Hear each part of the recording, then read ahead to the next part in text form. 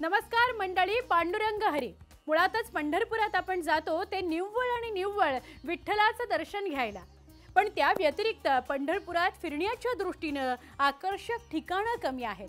हाच विचार करून बहुधा तुळशी वृंदावनाची निर्मिती करण्यात आली आहे। सरकारच्या वन विभागाने यमाई तलावाच्या बाजूला 4,25,00,000 खर्चून 2019 मध्ये या तुळशी वृंदावनाची निर्मिती केली।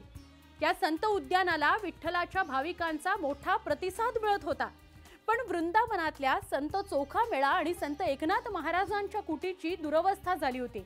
आता 10 महिन्यांनंतर तुळशी वृंदावन पर्यटकांना पुन्हा पाहता येणार आहे। या तुळशी वृंदावनात विविध प्रकारच्या तुळशींचं संवर्धन केलं गेलेलं आहे। तसंच विविध प्रकारची सुवासिक फुलं देखील इथं लावण्यात आलेली आहेत। त्यामुळे तुळशी वृंदावनात प्रवेश केला की तेव्हापासूनच सुगंध आजूबाजूला दरवळत राहतो। या वृंदावनाचं आकर्षण म्हणजे विठ्ठलाची 25 फूट उंच मूर्ती।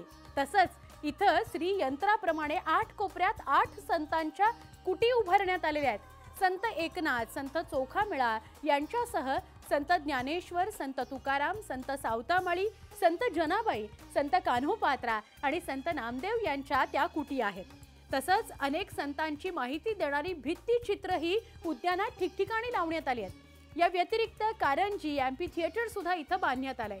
सकाळी 8 ते रात्री 9 दरम्यान वृंदावन पर्यटकांकरता खुलं असतं। त्यामुळे विठ्ठल दर्शनाकरता येणाऱ्या पर्यटकांना आता तुळशी वृंदावनाच्या निमित्ताने विरंगुळ्याचे काही क्षण या इथं घालवता येणार आहेत। सोबतच संतांविषयी माहिती सुद्धा मिळणार आहे। हा व्हिडिओ तुम्हाला कसा वाटला कमेंट मध्ये आम्हाला जरूर कळवा। पहा फक्त न्यूज 18 लोकमत।